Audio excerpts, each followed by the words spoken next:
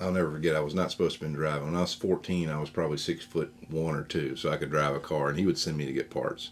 No license. I would always go to the Mercedes store. He said, go down there and pick up these 2 parts. So I hopped in his old Mercedes wagon, drove down there, parked in the parking place, in a parking place. This guy from service comes out and says, hey, you can't park there.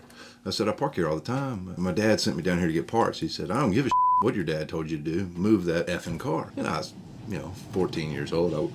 Okay, yes, sir, I'll move the car. I move the car, get out, go into the parts room, and, pick up the parts. And, I was done with it. I come back out through the service aisle, going to get the car. He says, don't park that car there again. You understand me? And I looked at him. I said, yeah, man, I heard you the first time, He says, don't be a smart ass. And I went, oh, okay. And just went and got in the car and went back to the shop. And I was working, and I said, Dad, do you know anybody at the Mercedes store? He goes, no. I know everybody. But I said, you know anybody in service? He goes, yeah, I know the service manager. I said, man, I'm not trying to tell on him, but I was like, this is just what happened. What happened? What do you think I should have done?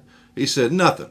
He put me in the car with him, and we walked in the service aisle. He pulled into the middle of the service aisle, got out, says, which one was it? I said, it's that one right there. And my dad got out of the car, walked into that man's office in front of customers, the service manager, every service writer, probably 15 people, and told him, if you ever speak to my son that way again, it will be the last conversation you have. And I'm a 14-year-old standing there like, this is my hero. You know what I mean? And he said that in a much different way in front of everybody.